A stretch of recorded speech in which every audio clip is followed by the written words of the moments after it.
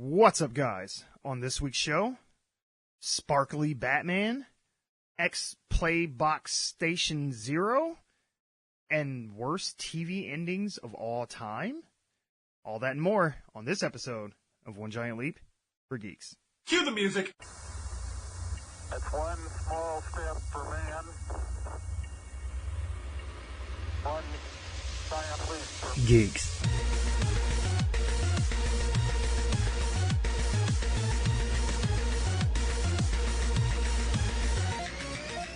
Welcome to another episode of OGLFG, where we talk about movies, video games, and all things in geek culture. I'm your host, Mike C. Squared, and with me is my co-host, Benwah. Getting a better reaction than Mick Foley unveiling the 24/7 championship belt. Before we get started, I want to let you know, if you enjoy the show, tell some friends about us. Share us on your social media, whatever you choose to do. Just know in your hearts that you're helping us let others know about the best damn podcast they've probably never heard of. If you want to talk to the show, the show is on Twitter at Giant Leap, the number 4 Geeks. You can find our missing but resident normally DJ Melly Mel at Froggy Beaver, and Benwah is at Benwah Gaming. That's BENWAH Gaming. If you're like me and around my age, you're a sucker for nostalgia, especially 80s and 90s. I'm talking music, movies, television, games, just pop culture as a whole. So, if you're from mid-Michigan or going to be traveling to the area, I suggest you check out Rewind and Birch Run. Rewind is a vintage-inspired blast from the past with not just cool trinkets and novelty items, but dope gear to rock as well. I'm talking shirts, jackets, caps, and even sneakers. Retro styles to make your inner child smile. Absolutely, positively, definitely check out Rewind. You might even see your boy Benwah copping something old school or shooting the breeze with the owner, Tyler. Rewind is right off of I-75, exit 136 in the Birch Run Premium Outlets, Section E, next to Crocs. Benwah? 你早用什么? Fucking up the intro. That's... Right? Man. Ni hao Chai Lan. I've been watching... Or ni hao, I don't know. Fucking... Well, that's General hello. Tso's You chicken. know, whatever. I have been on a wrestling binge. I think I mentioned last week I was starting to watch the Best of the Super Juniors in Japan. Mm-hmm. I need to catch up on that. I watched Money in the Bank.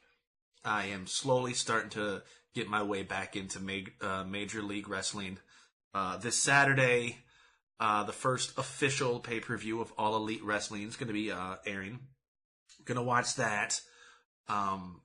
So much wrestling going on right now. I am neglecting everybody on Twitch.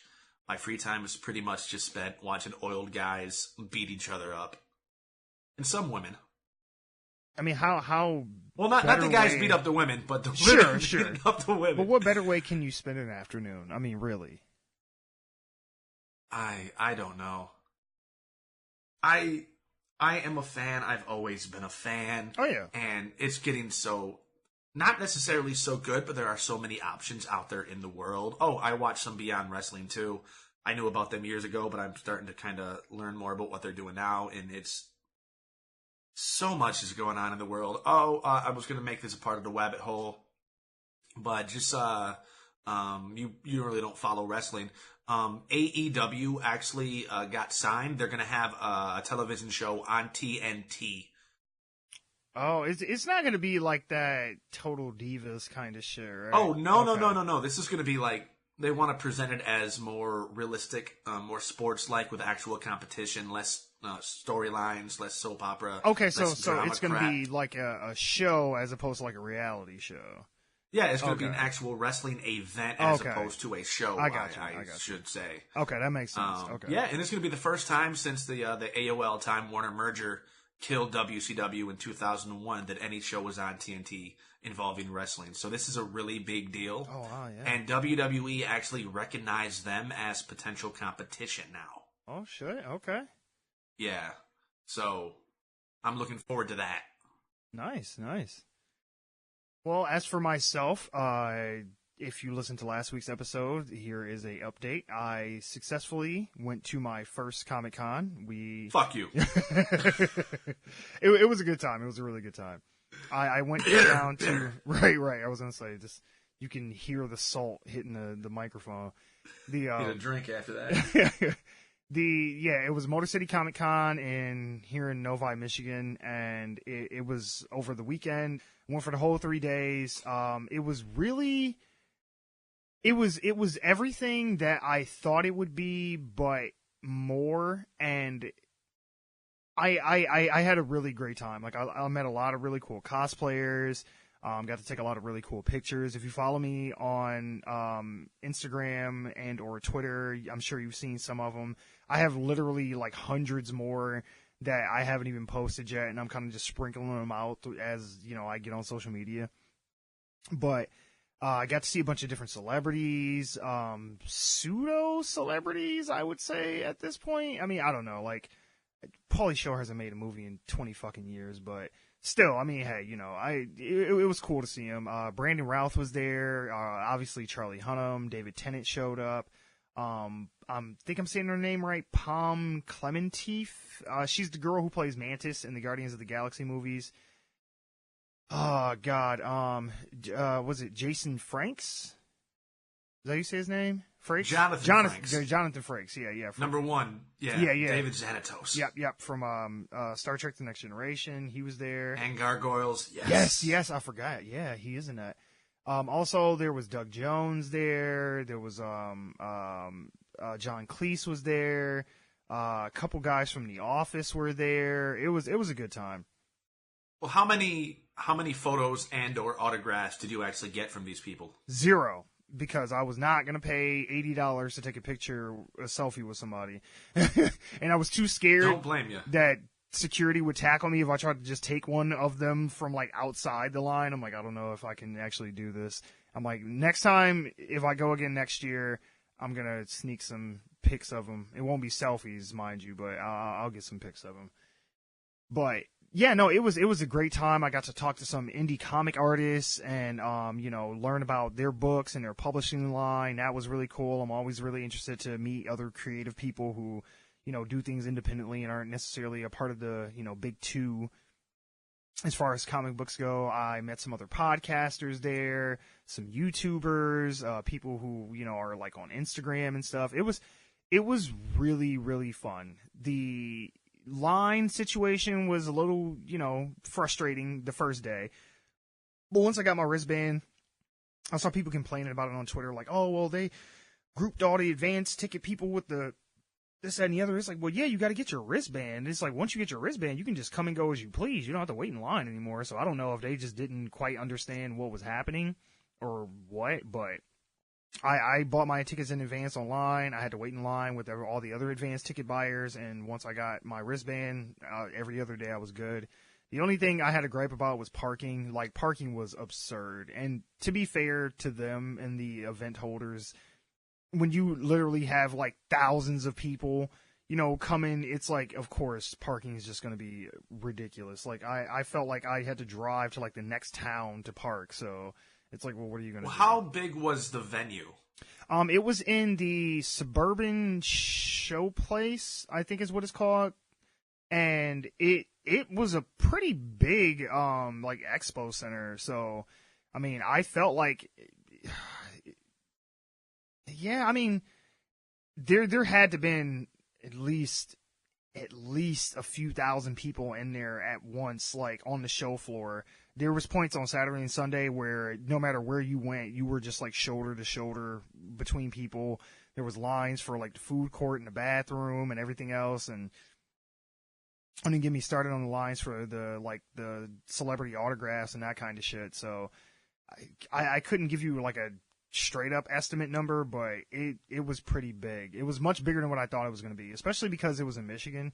I don't know. In my mind, I figure, well, if it's a Comic-Con here, it can't be that big. But no, there was people from Canada, Ohio. I seen people with California license plates. It was people from like all over the country.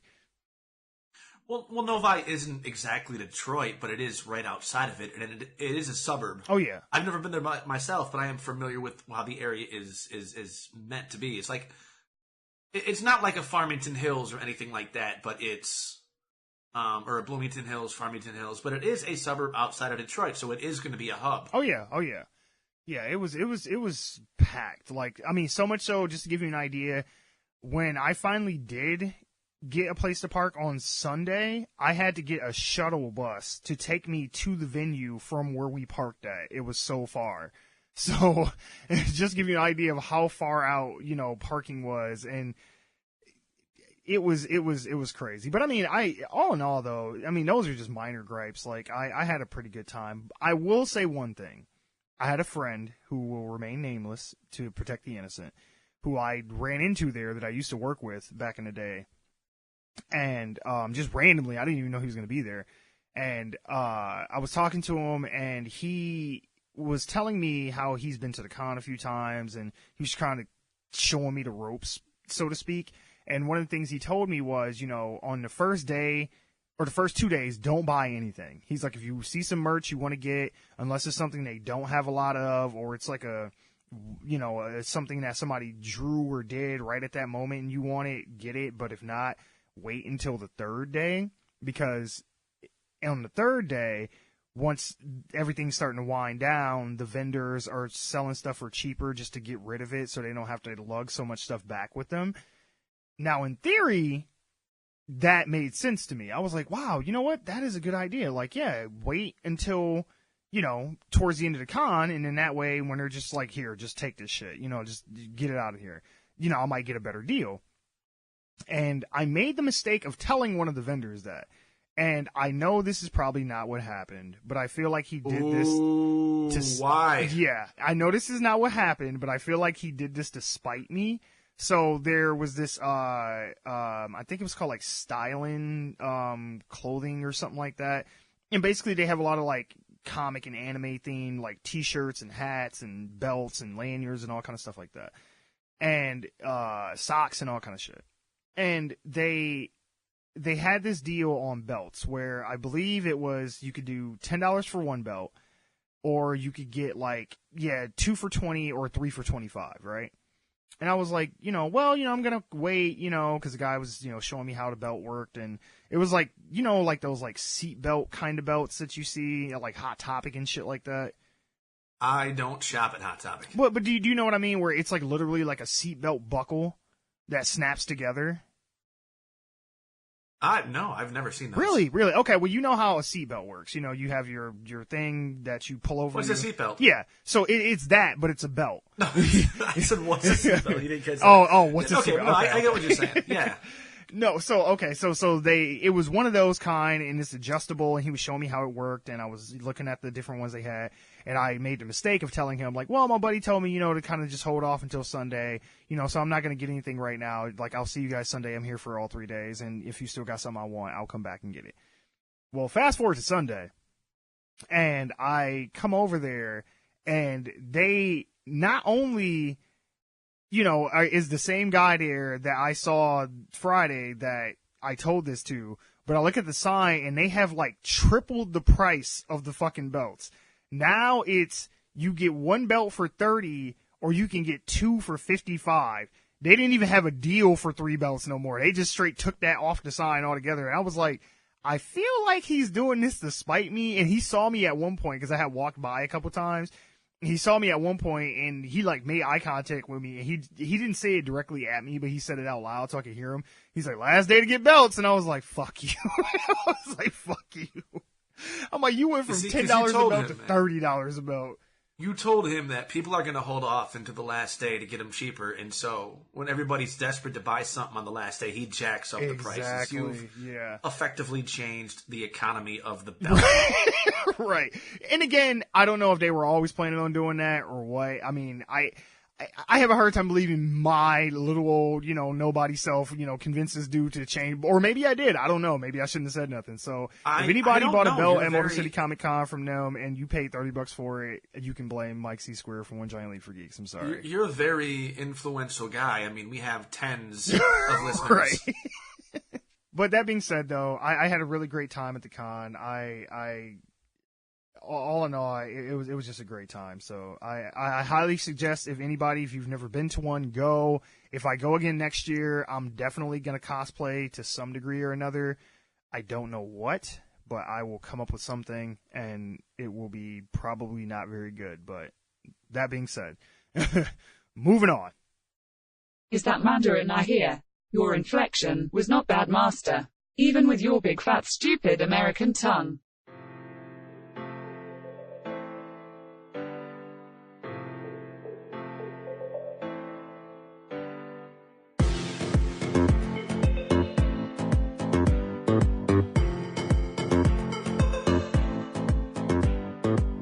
Have our first official trailer for Ruby Rose's Batwoman show that's going to be on the CW. Ruby Rose played Batwoman in one of the CW crossovers of like the Arrowverse shows with Flash and Arrow and Legends of Tomorrow and Supergirl and all that fun stuff. And now she has her own spin-off series. From what I know, because I kind of dropped off the CW bandwagon with these shows for a while. I watched Arrow for like the first 3 or 4 seasons. I watched Flash for the first 3 seasons, I think. And then I kind of just fell off. It wasn't doing it for me no more. But from what I heard, at least, the Ruby Rose's Batwoman was well received when they showed her in a crossover and people liked her. And now the official trailer came out for her show, and people are not pleased. As of right now, on the CW Network's official YouTube channel, it has 3,826,756 views with 64,000 likes and 243,000 dislikes. So, yeah, people are not pleased, which is an understatement, and I usually don't do this because or when I do it to play devil's advocate, and I'm kind of just doing it to create a more balanced conversation. But I'm going to jump on I'm kind of getting over the SJW shit in shows and movies. I felt that this shit is super cringy to begin with, even for like CW standards. Like, visually, it doesn't look bad. The acting overall, though, is not good. Like, the line reading was really rough in parts. But the thing that really bothered me was kind of how it was. It felt like, at least to me, it felt like it was kind of going out of its way to man bash to a degree.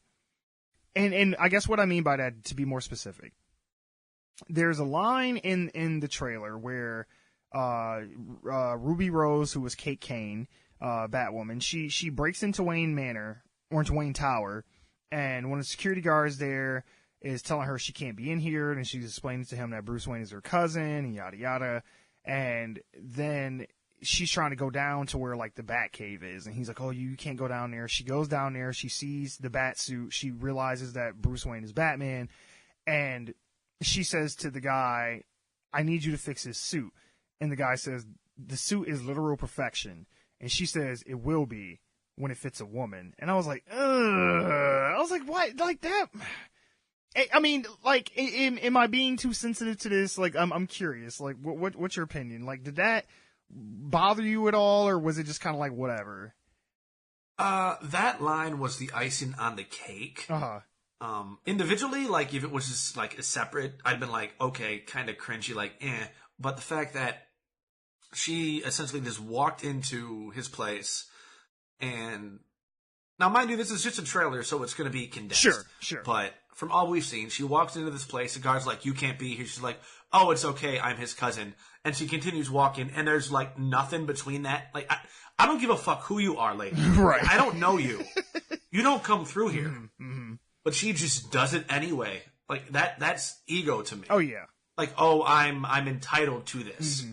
Now, I'm not saying I'm entitled to this because I'm a woman, but the fact that at the end it will be perfect once it's meant for a woman. Yeah.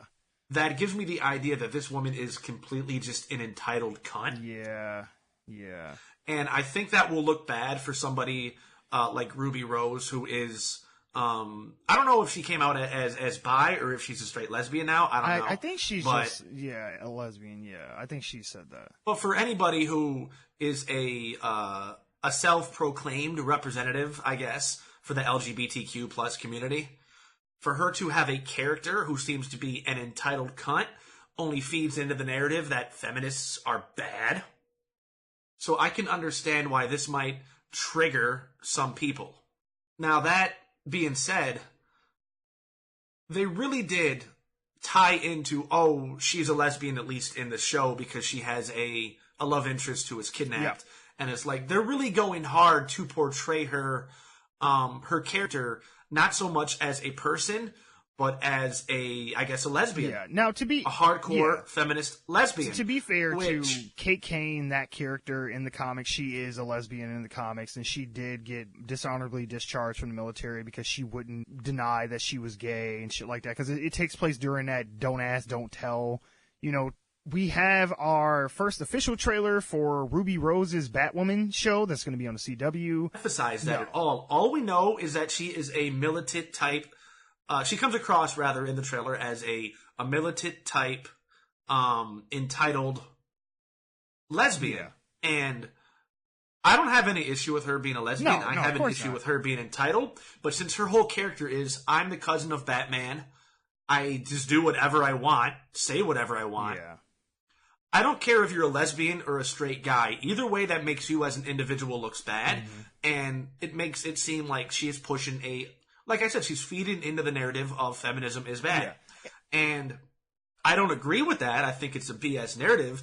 But people aren't able to think. They're just going to see this and react on it. And the people who already think that in the first place, this is just reinforcing that idea.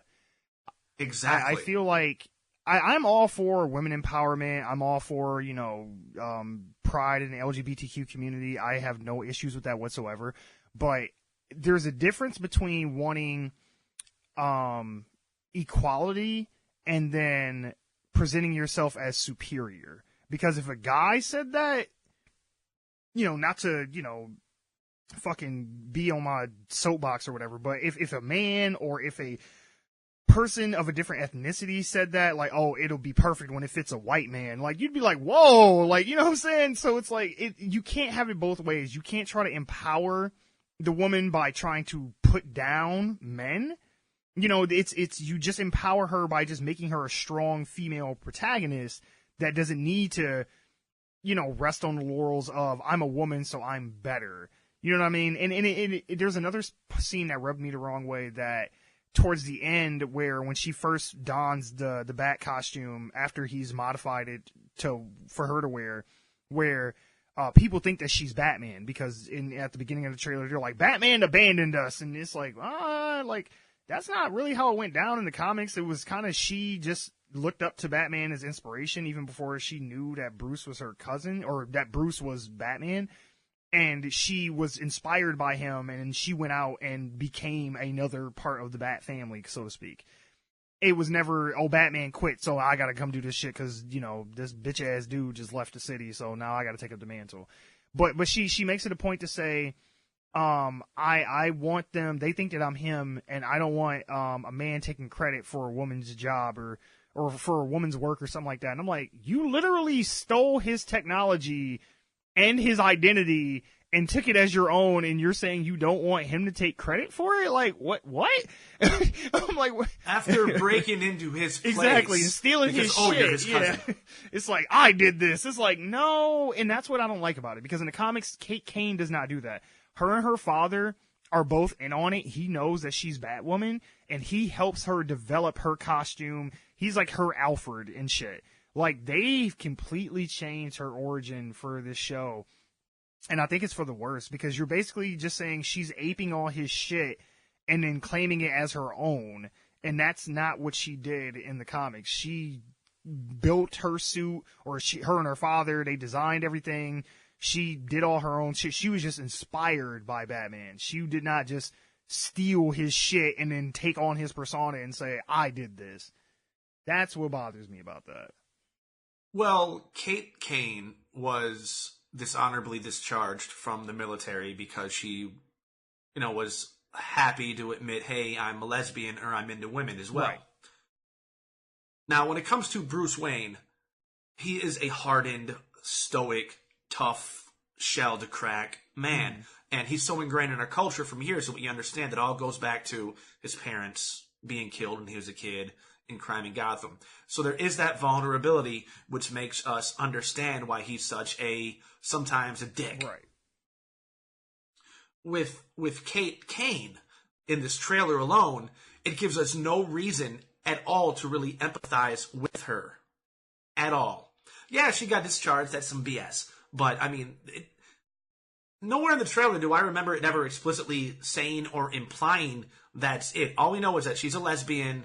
Her girlfriend, wife, whomever she was with, was kidnapped, and then she just barges into fucking Wayne Manor, and it's like, okay, what do we have? Like, how are we supposed to, at all? I've mentioned this before, and I'm gonna say it again because it's the fucking truth. You cannot like a protagonist that you cannot empathize or invest yourself into. Oh yeah. And we've no reason to invest ourselves with this character. So he comes across like a entitled bitch. Yeah.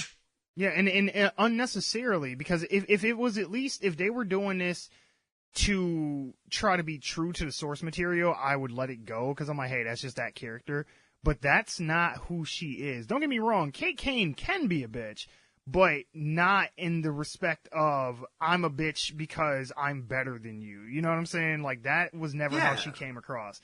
And I don't like There's that. nothing wrong with her being a lesbian. There's nothing wrong with her being a powerful, independent woman. There's nothing wrong with that.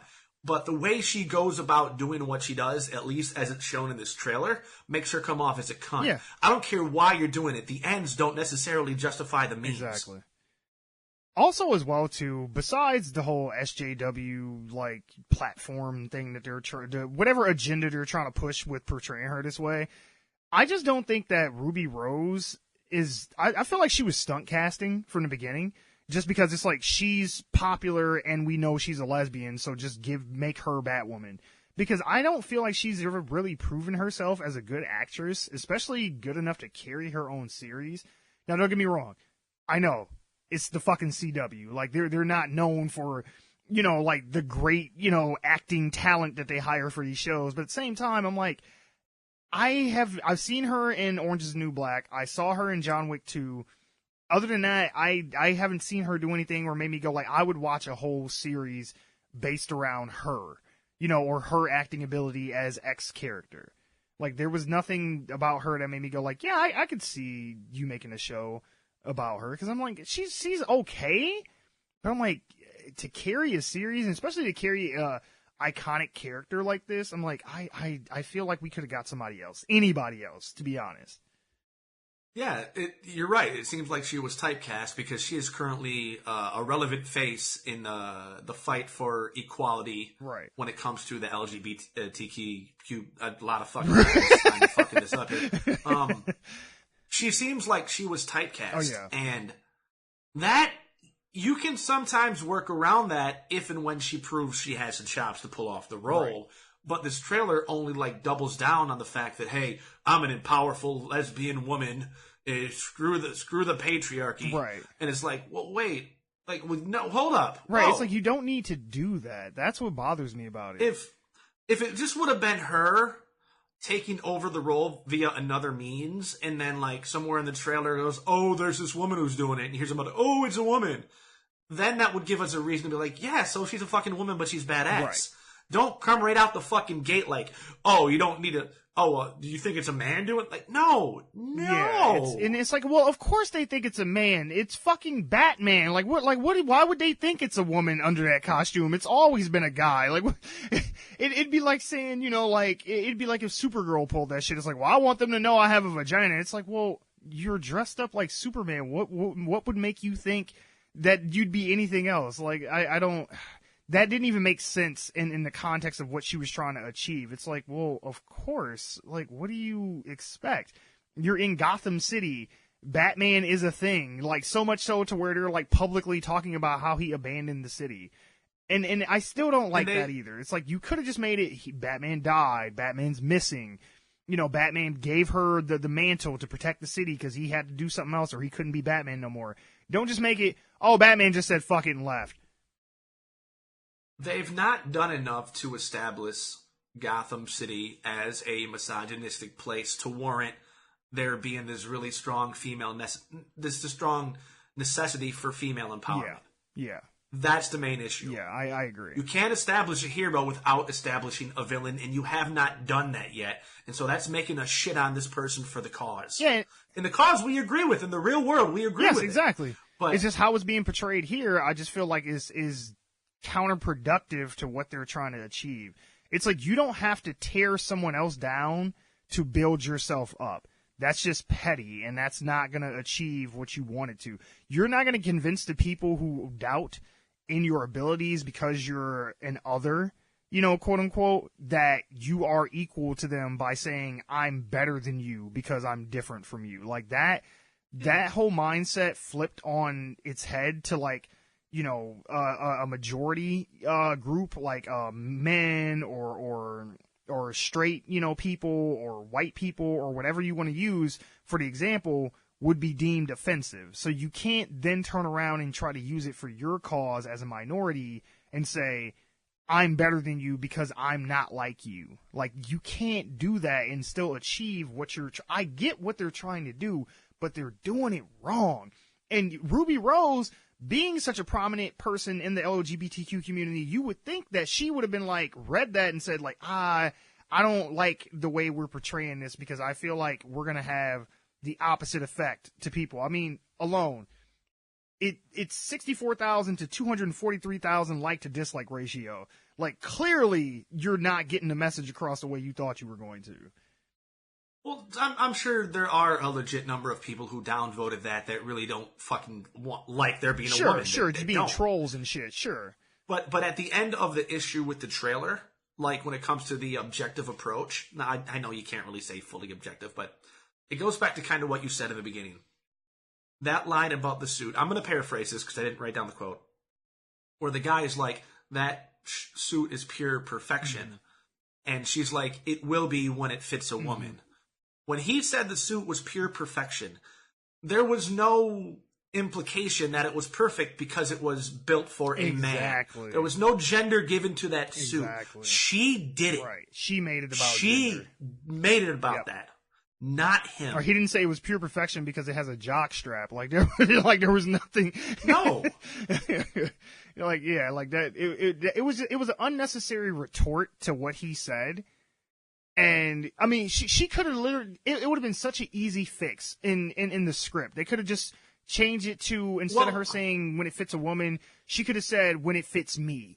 Like, and that would have been enough. Well, yeah, but then again, we don't know the full context of that conversation because it's a trailer. I wonder if he did say something, if he would have said something that implied because it was for a man, then the retort would have made sense and it wouldn't be that big of a deal. But we don't know the full context.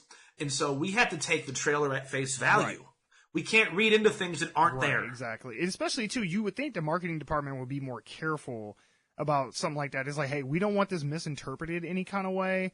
And honestly, I don't know. To a degree, I feel like I've been seeing this a little bit more and more. And I think I have a theory that they do stuff like this just to cause controversy and stir up controversy because they know that people, kind of like with the Captain Marvel movie, people were upset about some of the comments that Brie Larson had made and how the character was being portrayed in the trailers and stuff. And that movie made $1 billion fucking, and it ain't even. I watched it. I liked it well enough, but it's kind of meh to me personally. But it wasn't bad.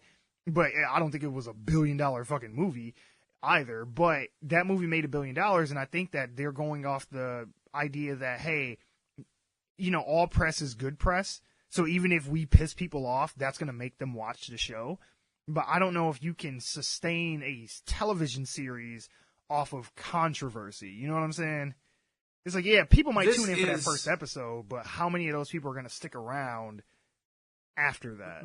This is the CW. What demographic do they cater to in the audience? Because when I was younger, the CW was like teen dramas. Yeah, pretty much. It's still about that. Teens, women. I mean, with the superhero shows, it's leaning a little bit more male and a little bit older as well. They're trying to catch more of a wider demographic net, but because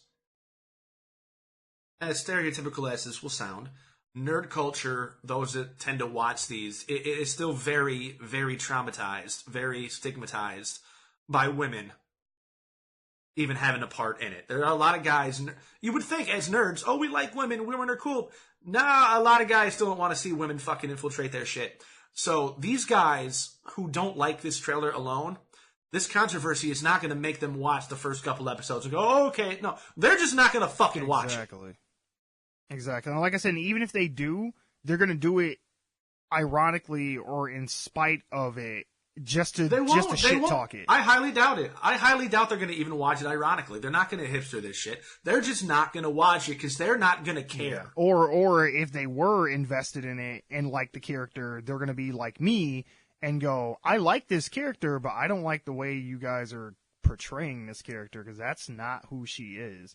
She's just a strong, independent, willful woman, but she's not, I'm a strong, independent, willful woman because I am a woman and you're, a piece of shit because you're not. Like, that's what I don't like about this. Plus, too, like I said, she shows no vulnerability. No vulnerability. And again, I don't need her to. I don't need her to necessarily. I mean, it helps to make a more nuanced character, sure.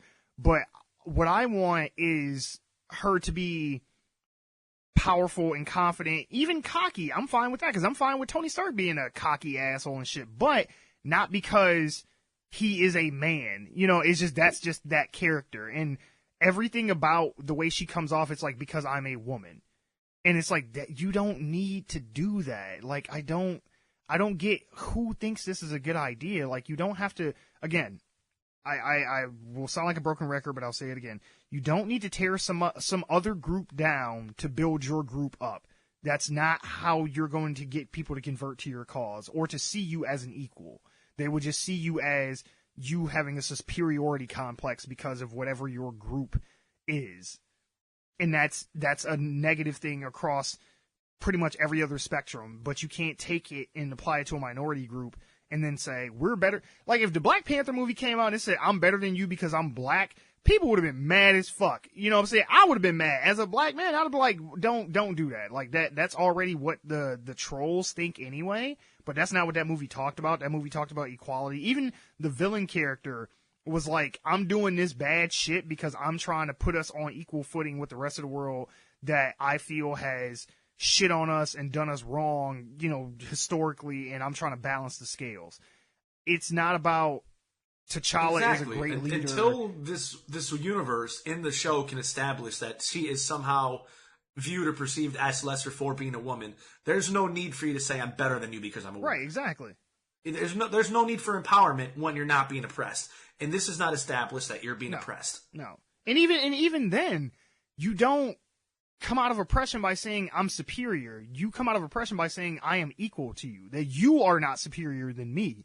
You don't then flip it and say I'm better than you. And it's like I think you're missing the point of equality here. I feel like something got lost in translation somewhere. But I mean, that being said, it's coming out in the fall, so we still have a while before this show comes out. Maybe they can tweak the pilot episode.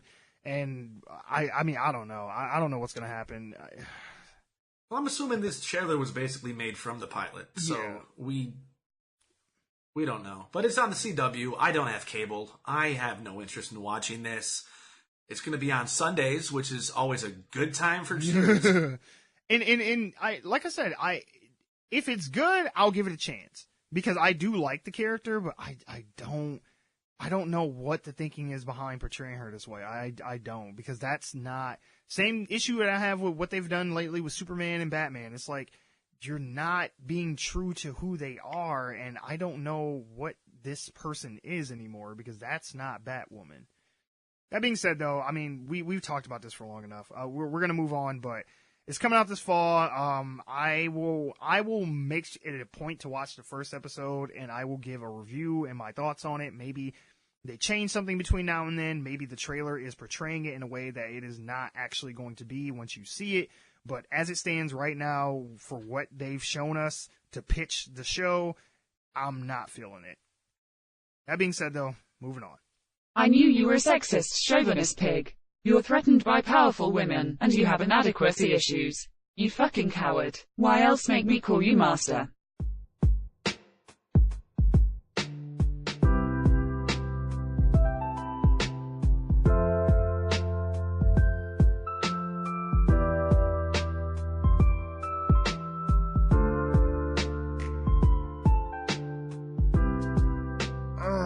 God. We talked about this months ago, and I thought it was a joke back then. I was like, this shit ain't really gonna happen, and I was very passionate about it. But I'm just tired. I'm just wiped out from Batman at this point. Like, can we put Batman on a hiatus for a while? Like, give me a good 10 years with no Batman and then bring him back. Like, I'm kind of over Batman. I really truly am. We've had between Keaton and Kilmer and Clooney and Bale and then Affleck. I'm kind of just over Batman. Like, I've seen 6 Batmans in my lifetime. I'm kind of like I'm good for a while on Batman. Welcome to my world. Not just about the Batman, but about everything. Yeah, about just keep rehashing over and over. And I mean, if I don't have a problem with you bringing back the character if you're going to tell a different story with him that I haven't seen before, but I feel like we just keep rehashing his story again and again and again. And not only that, I'm just like, we just saw Ben Affleck play Batman in 2, 3, if you count the little cameo in Suicide Squad movies in the last couple years, and now we're going to reboot him again. It's like, I'm kind of over Batman. Now, it's funny. At Comic-Con, I actually had this conversation with a guy, and we were talking about how, I said that Batman is a more popular character than Superman is, at least stateside. I think internationally, Superman is probably more popular or well-known, but I know here in the United States, people fucking love Batman, and they get really passionate about fucking Batman. And I understand the uproar about Robert Pattinson being possibly cast. I mean, now, I'm going to do a little info dump because there is a little bit of misinformation about this, so I'm going to try and clear this up some, but I'll do my best. So I'm getting this from altpress.com. It says, it was recently announced that Robert Pattinson is the leading candidate to play a young Bruce Wayne in the upcoming Batman film, but many fans aren't pleased with the casting. Aside from social media outcry, some fans are going the way of Game of Thrones Season 8 and creating petitions against Pattinson as the new Dark Knight. One of the leading petitions on Change.org, named Warner Brothers Don't Do It, Don't Cast Robert Pattinson as Batman, is fast approaching 5,000 signature goal, with 4,435 fans joining in the cause at the time of writing. A petition with an even smaller following is calling for Armie Hammer to take the role, with over 200 fans voicing their opinion. Despite the hate, many have come to the defense of Pattinson as Batman as well. One of these defenders is Jimmy Kimmel, who poked fun at comic fans' tendency to be upset about every superhero casting. On the other side of the spectrum, some fans aren't only excited for Pattinson to don the cowl, but are going as far as pushing for Taylor Lautner to play the Joker. The casting will obviously revive a classic conflict originally forged in Twilight, with Lautner and Pattinson playing romantic rivals in a war of vampires and werewolves. I'm kind of on their side. If you're going to go all in. Make Robert Pattinson Batman. Make Taylor Lautner the Joker. Bring in what's her name? The girl from Twilight. I forget her name. You know, this is how 50 Shades You're of right. Grey fucking Twilight fan fiction. Right. Come on. Bring her in as like Batwoman. Throw her in there. Fuck it. Why not? Okay. Now, just to clarify. Warner Brothers rep came out recently and said that they do not have a deal with Robert Pattinson as of yet to play Batman. Now, he did not say that he was not being considered. He did not say that he is not the front runner for the people who they are considering. He just said that there is no deal in place for Robert Pattinson to play Batman. That's an ambiguous statement, I feel, because it's not confirming or denying anything one way or another. All it's saying is we haven't signed him on yet. So that could mean we are planning on it, we're not planning on it, he's not even being considered. Like, it's too ambiguous to say. All we know definitively is that it is not a done deal yet. Like, ink has not hit the paper yet. But that could mean anything. Literally anything. So like to try and kind of put some of your guys' like minds at ease, like this is not confirmed yet. Variety came out and said it was a done deal, but you know, there's been conflicting reports since then, and a rep officially came out and said we do not have a deal with him yet. So that's what I'm going off of, is someone who's officially affiliated with Warner Brothers, as opposed to an exclusive scoop that Variety did. Not to say that they're always wrong, because sometimes they're right about this stuff, but I feel that, you know, it's too early to say.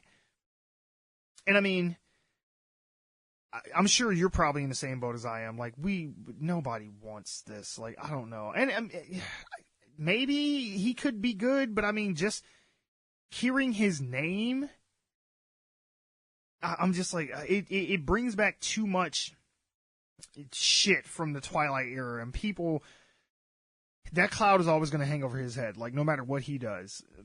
And I don't know. I've not watched a single thing he's ever done, so I have no idea how he is as an actor. Unfortunately, my girlfriend at the time was really into the Twilight movies, and yeah, so I've seen all 3. So now, just from like the photos I've seen of him and like some little excerpts from the movies or like an interview, because just looking at him, he looks more like a Batman villain than the Batman. Like, he looks like a natural heel. He could be a bad guy. I could even see... I mean, if you've ever heard of, like, resting bitch face, some people just look like they're pissy. Right. Some people just look like they're a bad person. I could even see if they wanted to go like the evil Robin, like the Red Hood route, if they wanted to do that, or Nightwing or something, I would take that over Batman himself. Now, I get it. This is supposed to be a younger Batman in his like early days of his career, sure, whatever. But I feel like there's like 20 other people you could have cast over him. And again, it's not confirmed. But the fact that we're even having this conversation for a second time is a bit concerning, because it was a rumor months ago. It kind of died down. You know, there was no more talk about it. Now it's come back again, even bigger than it was the first time. And I'm like, okay, maybe this is a real thing. He looks like he's going to give you, like, insider trading right. info.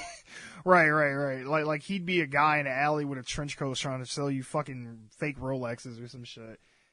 He looks like he's the type of guy outside on the street singing poor covers. Of Bob Dylan songs. Like, that's what I get from him. He's that douchebag that shows up to house parties. He's probably a nice guy. And he always wants to serenade everybody and shit. And it's like, get out. But he can't sing and can barely play. Right, exactly. I mean, he might be a genuinely nice person, a good guy, and I'm not going to knock him personally, but he just looks like somebody I would not want to see ever. Well, that's fucking harsh now that I say that aloud. But no, I totally feel the truth for him. I'm now, whether or not he's going to be a good Batman, I don't know based on how he can act. But why fucking keep making Batman films? Stop it! I'm a broken record. You might as well just record me saying stop making. You know, Hollywood needs to be more creative and more original, and just fucking loop that every week when we record another podcast. The thing is, though, it's like, if you can come at it from a new angle, I'll be fine with it. But I just feel like every time we put Batman on screen, it's like we're telling the same story. It's like, I swear to God, I don't care. I get it. His parents were murdered in an alley when he was a kid. Everybody knows Batman's origin story. Literally everybody knows. You can pick out anybody on the street, any age, any ethnicity from any part of the world, and ask them, how did Batman become Batman? They could tell you. His parents got killed when he was a kid and he became Batman. I don't need to see that shit no more. And I swear to God, they're going to do it again. They even did it in Batman versus Superman. I'm like, it's not even his movie. He's just in the movie, and I'm still watching his parents get killed. Like, I don't care. Like, I get it. He's broody, all that shit, but tell a different... I want so badly for them to tell the Batman Beyond story. Bring back old Michael Keaton, make him old Batman. You know what? If they would have did this, if they would have made Robert Pattinson from the Batman from Batman Beyond and made Michael Keaton OG Batman, I would watch that shit in a heartbeat. I would clap and support that to the fucking moon. Now, granted, I love Michael Keaton's Batman, so I'm kind of biased, but the way Michael Keaton looks now, he looks like old Bruce Wayne from that cartoon show. Do that, and then I will accept it. But don't tell me that Robert Pattinson is Bruce Wayne. Like, that is not who I see. And I kind of bitched when they said Ben Affleck was going to be Batman too, but it was for a different reason. Like this, I just viscerally don't like it, like on a gut level. But at the same time, I'm so burnt out with Batman. I'm like, I don't really give a shit. Because I was going to say, well, Robert Pattinson's not really done anything that's made me go like, oh, he's such a good actor. But honestly, does he need to? I mean, it's fucking Batman. Like, it's not an Oscar-worthy role that you got to be, you know, some kind of the greatest actor in the world to portray this character. Like, he's broody and he beats the shit out of people. Like, that's really all you need to be is handsome, charming, and kind of have a dark side, and anybody can be fucking Batman. Like, you don't need to be, you know, some A-list level actor to play Bruce Wayne. It's not that complex of a character. It really ain't. I mean, I don't know. I don't like it. I don't support it. But the more I think about it, honestly, the less I care. I'm like, I don't give a shit. Like, whatever, man. Like, I'm gonna watch it just cause I like Batman, but I don't fucking care no more. I'm like, DC has shit the bed so many times with me. I'm just like, whatever. I still ain't seen Aquaman. The film that has yet maybe not or has cast him will tentatively be released on June 25th of 2021. And I'm going to go one step above and actually do what I say I'm going to do when it comes to these things. I am no longer going to comment on any rehashing of anything that I don't have any interest in. No more talking about it for me. Robert Pattinson is a poor man's Bob Dylan. That's all I got to say. I'm out. Poor man's Bob Dylan. Oh, Jesus. Oh. Well, on that note, moving on. Are we really talking about this again? Who fucking cares at this point? No matter who they cast as Batman, people will get over it. If he's good, these same haters are going to praise him and say how great he was, and then everyone will pretend they supported his casting the whole time.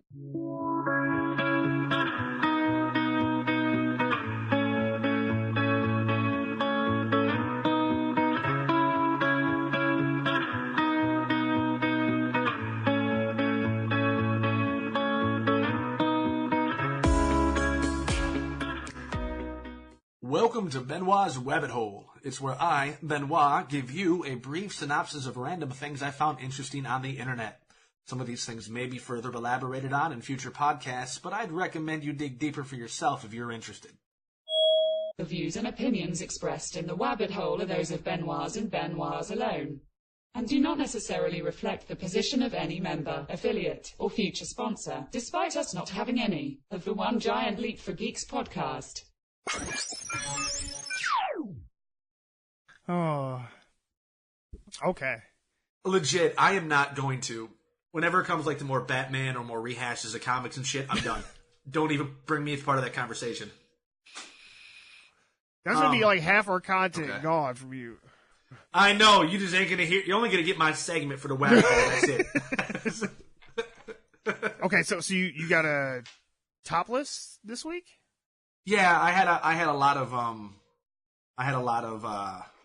news stories, but I'm like, oh well, fucking, some of them aren't really good. So here's the real beginning. Okay, hit me. We're in 2019, the last year of the tens. Now, rarely do I listen to modern pop radio, but when I do, I now hear throwbacks or old school music coming from the noughts, you know, the 2000s. And I, even back then, was not a big fan of modern music. So to hear that era is now nostalgic for many people doesn't really resonate with me. However, curiosity kicked in and I wondered just what the pop charts I ignored held in store for the 2000s. And so this edition of the Wabbit Hole is going to be another top 10 list. Or, well, more like a top 12 list because of how they rank. But still, Mike C. Squared. Yes, sir. We're going to do this like we've done a few more top 10 lists. We're going to let you try and guess what the top 12 number one singles were of the 2000s. And this criteria is based upon how many weeks these songs were at number one on the Billboard Hot 100 list. I will give you a couple hints. Hint number one, all of these songs either fall under the genre of R&B and hip-hop. Okay. Or R&B or hip-hop. And number two of these songs, we actually hear at work. One a lot more than the other. Interesting. Okay. All right. So basically, just think of any songs that you recall being big in the 2000s, and we'll see if you can hit anything on this list. Okay, so we're talking from 2000, 2009? Okay. Yes. Right. Any songs come to mind? Let me think. A Rihanna song? Something where she samples that Michael Jackson bit from that Mama say, yeah. Yeah. Is that one? That is not one of them, no. Damn, okay. I will let you know right now, Rihanna's not on this list. Okay, so she's not on the list at all. Oh, shit. She's not on the What the list. fuck do we play at work? That's an R&B or hip-hop song from 2000s. Oh, God. Okay, I'm just gonna pull one just in general. You're on the right track by thinking of some of like the bigger name singers. You're on the right track. Okay. I'm gonna say, fuck, when did that song come out? Song? Is that on there? Cisco was like 99. Fuck. No. Damn. All right, you're short. I don't think that song even, that was like number one on TRL or something. I don't think it was number one on the Billboard. Jesus Christ. It's gonna be stuck in my head now too. Yeah, I know. Dong. Baby! Like, oh, Jesus. His career went downhill after Drew Hill. Right. It went up, but the quality was down. I am seriously drawing a blank. Just give me a second. Let me think. R&B or hip hop from 2000s. You know all these songs. Country Grammar?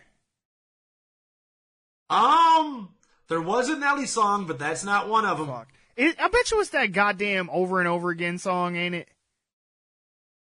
No, the country one? No. I'm shocked. But I will tell you one. Okay. He did another duet. Number one? No, a duet. Oh, it was okay. He did number one with the guy from Aerosmith.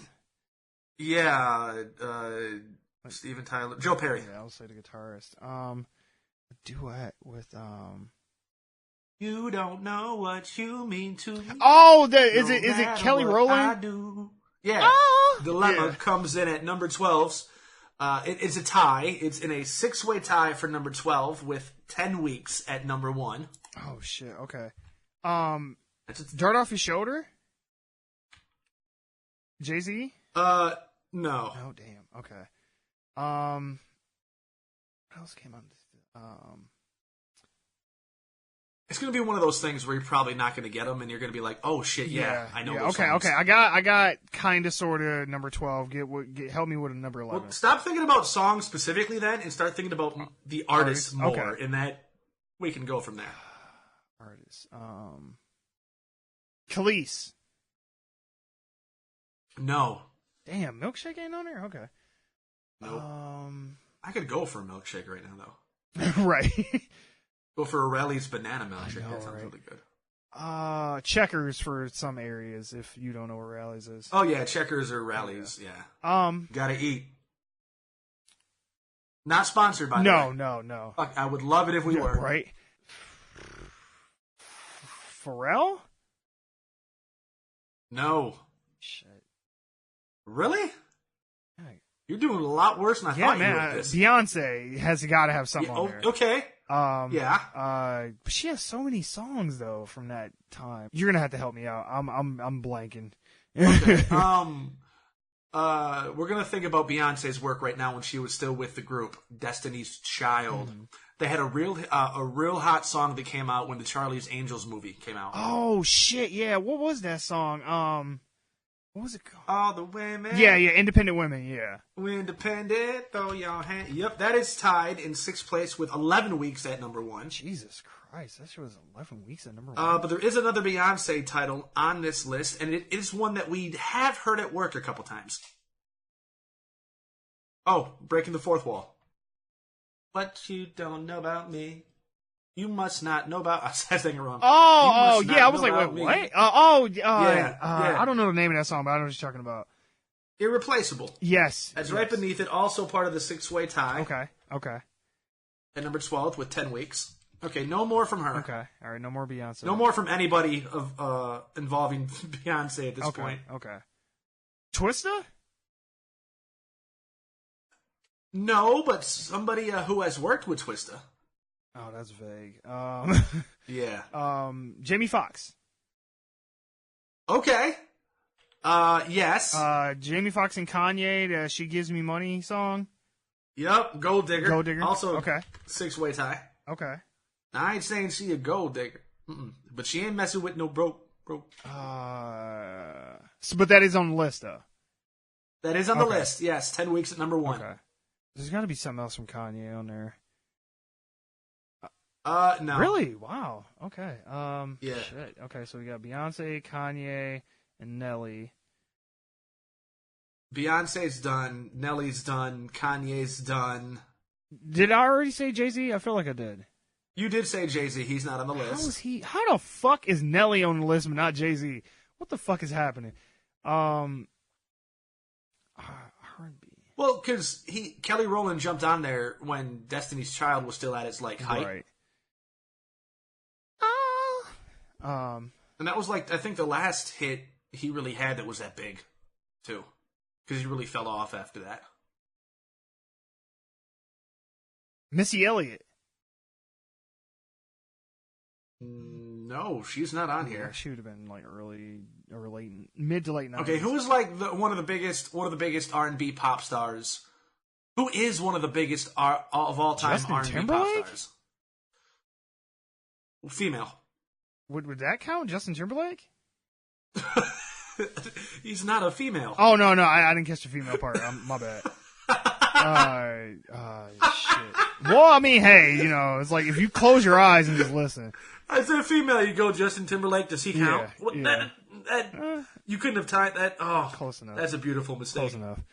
I'm laughing internally right now so hard. Shit, I don't know. You're gonna have to give me a gimme. Okay, fine. This is taking way too fucking long. We're gonna just list these babies off. I'm so bad. Right.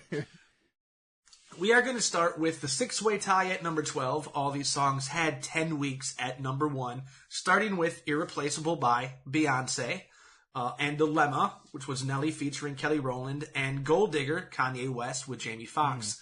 The other 3 songs were Flo Rida and T-Pain, Low. Oh, yeah. You got them apple bottom jeans, boots with the fur. Yeah. One that you probably heard the song, but you probably wouldn't think this made it that high. Foolish by Ashanti. Oh shit! Hell no. And my days are cruel without you. Yeah, hell no. Or something. But I love you. Well, she sampled Biggie, and then the song that one of the earlier songs of is Ja Rule somewhere on there? Okay. No, thank fucking God. Because I'm like, Flo Rida's on this list, but not Jay-Z. How the fuck did that happen? A little song by Santana. Maria. Oh, Maria. okay. Yeah. Okay, that would be considered R&B. So it's Irreplaceable. Okay. Well, it's R&B. It'd be like Latin R&B. Yeah, okay, all right, fair enough.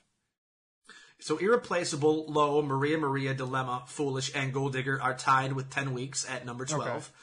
Okay. Destiny's Child, Independent Women, had 11 weeks at number 1, so that comes in number 6 on the list. We have a 3-way tie for 5th place. All these 3 songs had 12 weeks at number 1.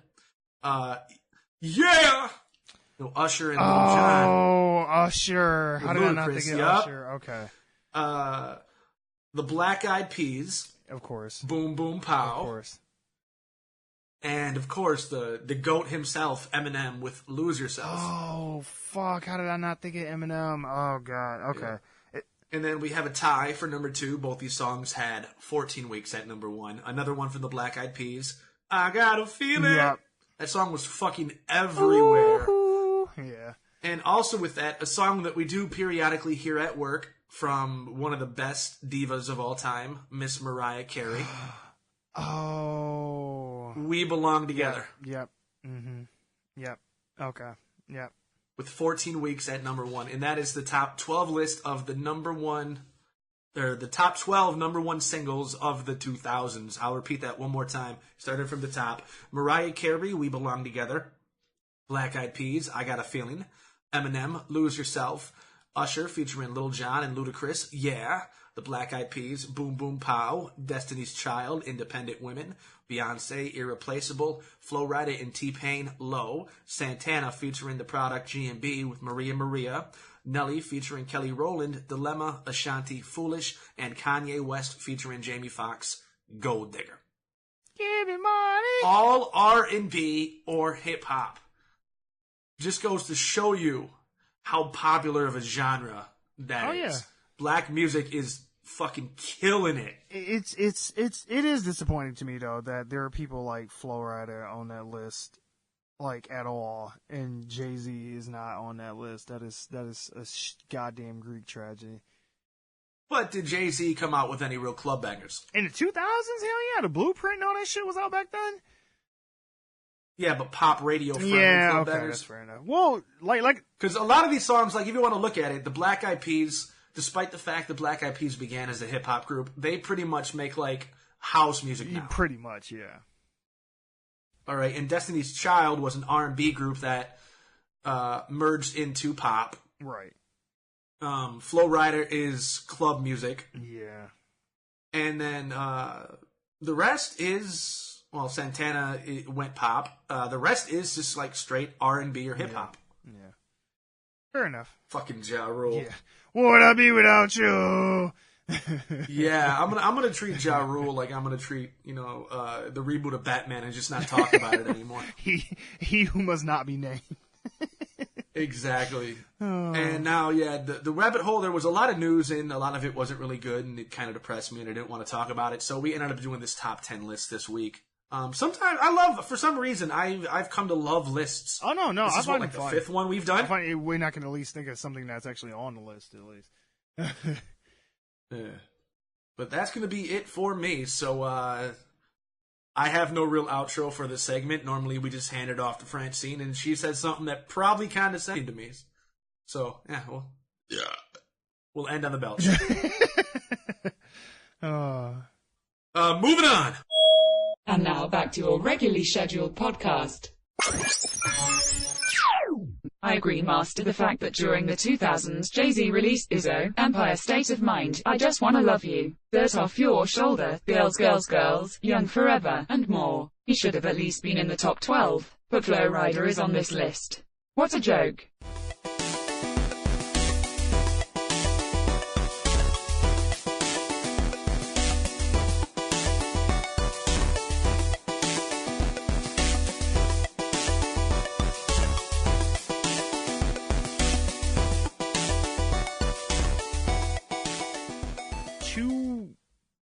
Of the big three in video game console makers are actually getting married, so to speak. They are having a partnership. So I'm getting this from GameSpot.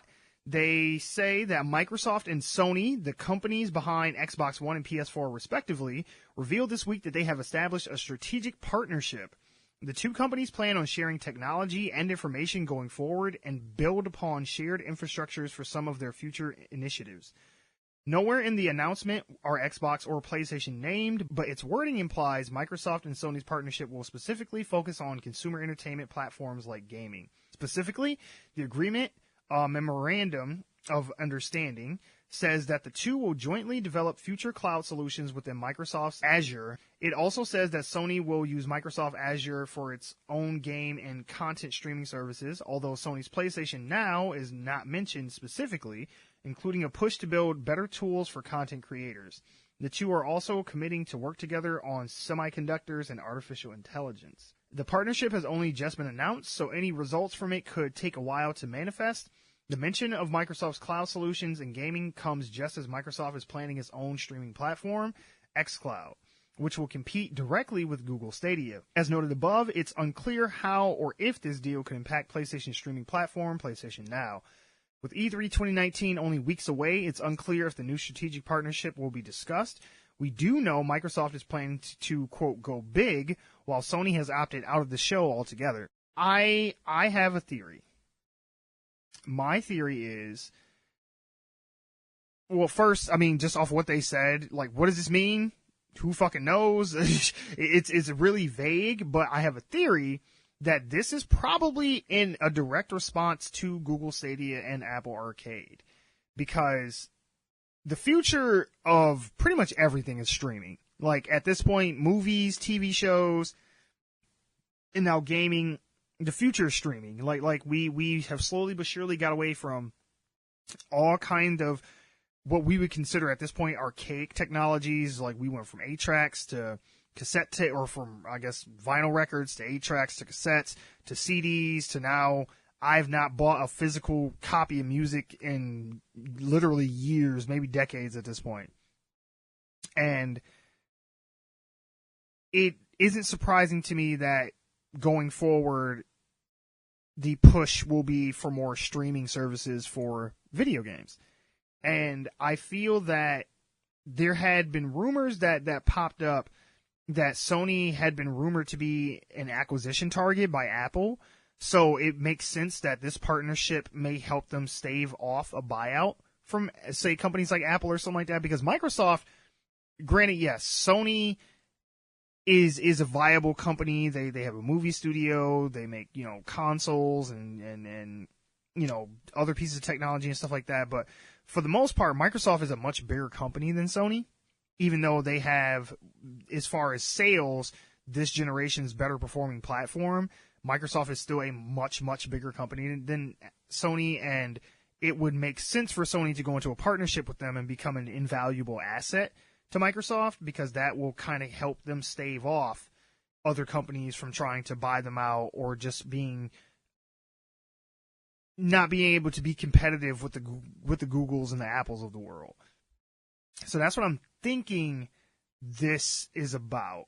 Now, the joke basically that I made at the beginning in the intro about the X PlayStation Box Zero, that's not going to be a thing. They're still going to be competitors in the future. Like the Xbox Falcon and the PlayStation Serpent or whatever the fuck they're going to call these things, they're going to be coming out. They will probably be announcing them at E3 possibly, but they aren't going to completely just be like, hand in hand, everything's all good. I feel like if anything, at best, Sony will kind of use Microsoft's cloud infrastructure to help them with their streaming services, and Microsoft will use Sony's experience with I'm blanking on the name of the technology. Semiconductors. There we go. To help with their AI and stuff like that. So it would be mutually beneficial for both companies, and it may even be a little bit more beneficial for Sony to hook up with Microsoft, because, like I said, about the whole staving off other companies.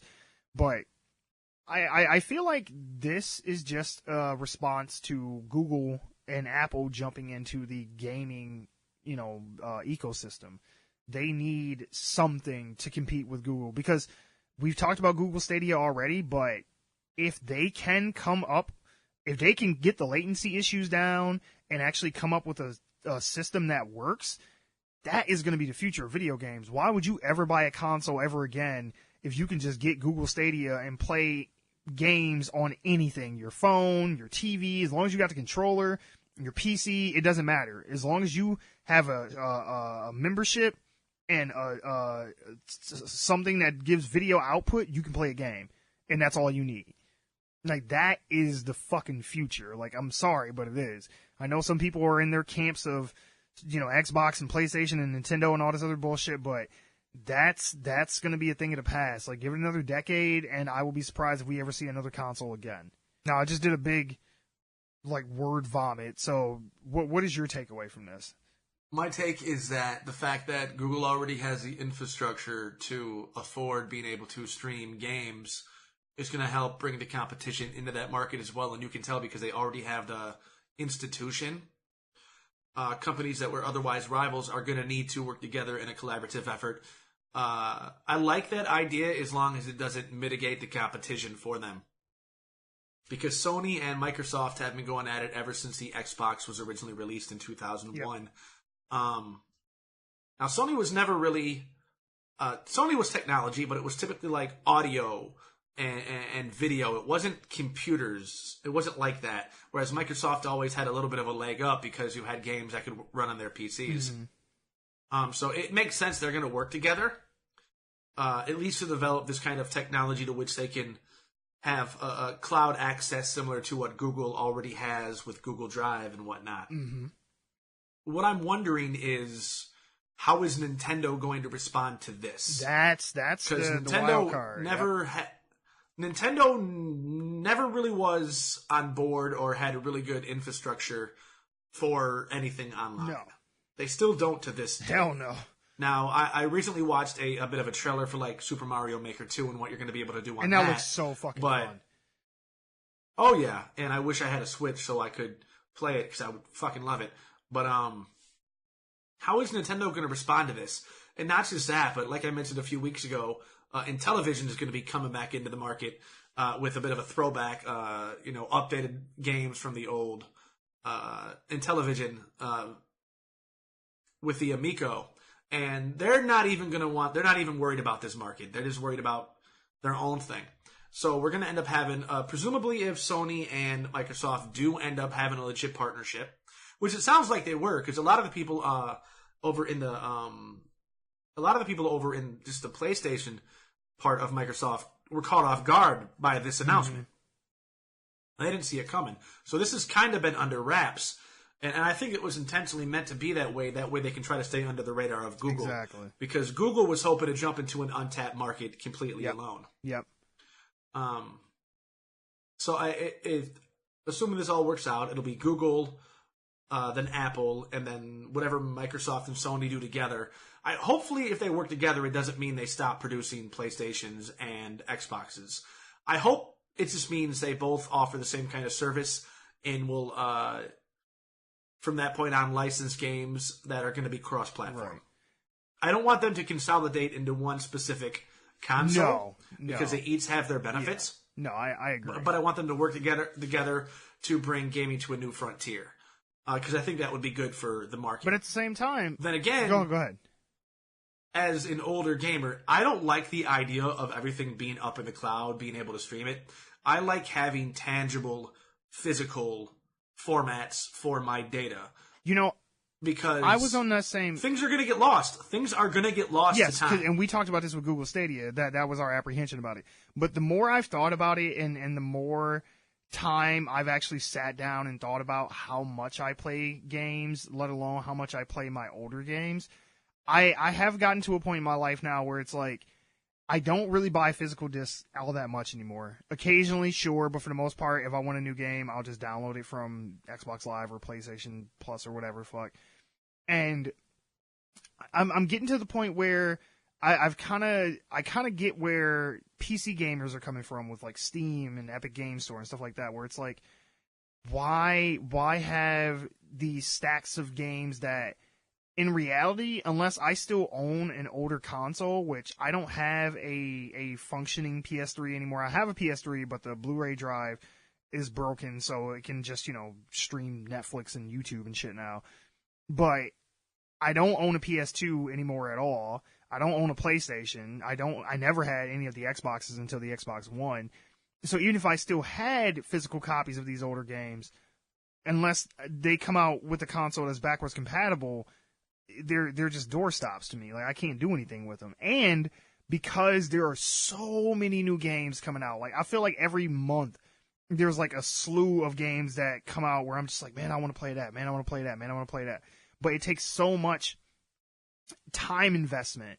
Like, that's why I can't jump on board with like the Fortnites and Apex Legends and Overwatches of the world, because it's like I can't dedicate months of time to playing one game, that keeps getting updated and season passes and all this other kind of stuff, because there's other stuff I want to play. And it's like, I'm always going to be behind the ball. I'm never going to be able to play everything. So it would be nice to have a service where it's like, hey, if I want to play this for a little while, I can go play this other game. And it's like, I don't have to make the the financial investment into each game individually.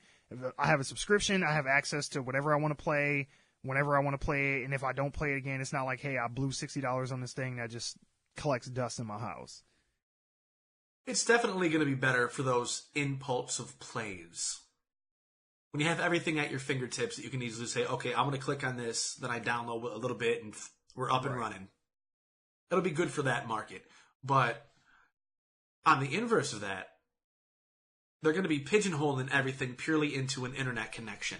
And they're going to have their own servers, which means that there are going to be ways that things can be capped, things can be blocked. Yeah. There's going to be a lot of issues with, what's protected via copyright. Yeah. And all of that is going to end up back on extra charges for the consumer. Yeah, no, you're right. And we run into the problem of what we're running into is... And you won't be able to necessarily play despite the fact to be able to somewhat, in theory, play what you want when you want, you won't be able to when you lose access to it because you yourself don't have a disc or a cartridge. Right. Or, a hard drive with the info. But at the same time, you still run into that problem now, even with physical copies of games, like games that are online multiplayer. It's like once the servers are taken down or once they stop, making content for that thing and people, stop supporting it, unless it's a single player campaign game as well, it's worthless after a while. It's like nobody's, they're only going to support certain things for so long until they want you to transition to the next thing. So eventually, they will stop, supporting game X. That's an online RPG or online multiplayer shooter or anything like that. Like, eventually they will come out with the next thing, and then slowly but surely they will stop creating new content for the old game, and then eventually they will just shut it down altogether. So even when you own the game, unless it's a single contained thing that does not need any online support, you don't really own anything anymore. But that's the nature of replayability in any game, even if it's not a video game. Right. Eventually it will become outdated, something new will come around, or people will just stop caring because it's antiquated. That's just the nature of the beast when it comes to this market. Right. But if everything is if the market itself is gonna be going more towards, like, just stream it off your TV, off your device, whatever, you're gonna need all these servers and this infrastructure, which is fine. I mean, they can theoretically pull it off. But when it all becomes consolidated into one way, everything will be connected to one major hub. That can be really problematic for security. Yes. Especially when everything is hooked up to one network and this network branches off to other small little branches, it's like eventually something could go wrong and we're all going to be way too reliant upon the brain of the operation. And that could spell trouble. No, I don't like the fact that, our TVs, our phones, if they do give us like a box or whatever. Like, I'm thinking that I wouldn't want to have my one device hooked up to everything because it's bad enough that when you have a PC that's hooked up to the internet, you need to have, spyware, malware, antivirus, cleaners, things like that. What happens when we can hook all of our devices up to one thing? That's how you get Chucky. No, I'm kidding. No, there's... And they're going to be keeping track of it. They're going to have access to what... They're probably going to have access to what we do when we're not even using their services as yeah. well. Oh, yeah, no, for sure. Because I am totally, wholly convinced that, Android phones and iPhones are constantly listening to you and finding things that you talk about to try and better serve ads to you and shit like that. So... yeah, anything, once this shit all becomes consolidated and it's all linked together and synced to all your other accounts that are involved with Microsoft or whatever else, yes. They're gonna... And not only this, but it's gonna end up, basically value gating large numbers of our society. Because you're gonna need to have, and I think we talked about this before last week or a few weeks ago, we even talked about what Google was doing. There's a lot of people who are going to be just price locked out of it because they're not going to have access to the bandwidth needed to even play these games. That's the issue, yeah. Because there's some parts of the country Hell, there's some parts of the world. I know Australia, they have shoddy as shit internet. And, Canada has fucking shoddy internet, too. So there's going to be people who... But again, the idea, at least, for how capitalism and the free market is supposed to work is if there's a demand for it, that the market will create the infrastructure to supply it. Now, whether or not that actually happens is a whole other story, but... It's not going to happen if you got Google. Okay, you got Google. Apple's going to probably try to get into it. Knowing Apple, they're not a very inclusive company. Apple is going to do whatever the fuck they can to fuck everything up. Google, and then you got Microsoft and Sony maybe working together. That's 2.5, maybe 3 separate things. Now, that still limits your options to 3, at best. That fucking sucks. Yeah. At least when it comes to video games, you had Nintendo, Xbox, Microsoft, PC. At least you had one more option. Right. Fewer options for this new marketplace. Mm-hmm. But then again, though, I mean, maybe there will be another thing that rises up from out of that. I mean, because it's not, hell, oh, well, I guess Netflix isn't really all that good of an example because they kind of... I can't say anything that rises up out of it because at the end of the day, you still got to deal with an ISP. And they've monopolized areas all over the fucking world. True. Because without broadband, there's no way you're going to have a quick enough... Without broadband, there's no way you're going to have fast enough internet to even access any of this. No, you're right.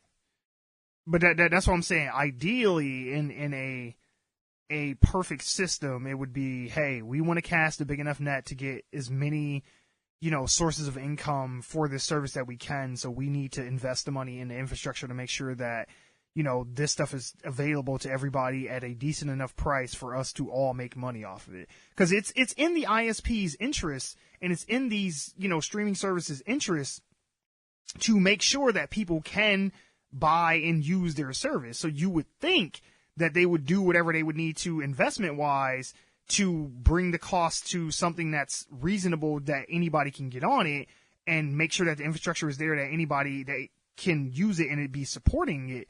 But companies don't like to spend money on shit. No, most ISPs are going to throttle, cap you, or want to have control over what you can watch via their system. So it's like ISPs are not going to like this. Or what'll happen is they will start getting exclusivity deals with people, and it's like, oh, well, if you get, Comcast, whatever, Super Plus Ultra package, you'll get free Google Stadia in it or whatever. Because, I mean, that's exactly. The genius behind Google is that any Android phone you get, anything like that, it comes already on the phone. So it's like, hey, we're giving it to you, for free with whatever piece of hardware you get. So why wouldn't you use it? You're not getting Firefox, pre-downloaded on your fucking, or Internet Explorer or some shit on your, Android phone. So they're like, yeah, Google, we're right here. Like we have whatever kind of deal we got with them, and it's like, hey, put our shit on the phone as the default. And if they want to change it, they can, but we want to be the default setting for that piece of hardware. There's going to be a lot of money being thrown around. Oh, yeah. This, and when a lot of money gets thrown around, that can spell disaster. But I'm really fascinated to see, because I mean, we probably won't see the fruits of this partnership for at least a few years. A long time, if it even really does go through. So, I mean, I'm curious to see what but I mean, this is smart on their part to be forward thinking, though. It's like, hey, we know where the landscape is going, so we need to figure out how we're going to be a sustainable business now for 10 years from now, 20 years from now, because everything is going to be different going into that point. So they're going to have to figure out, okay, how are we going to make this work today and be planning for the future for later. So, I mean, we don't know what this means yet. I don't even think they know what it means yet. They just know we got to do something, and we got to do it quick, because Apple Arcade is already a thing, and Stadia will be out sometime this year. So yeah, they're already kind of playing catch up, no matter what they're planning on doing. So we'll see. But until then, moving on. Secretly, what the humans don't realize is putting everything on the cloud is exactly what we want him to do. It's one more step to our evolution and dominance.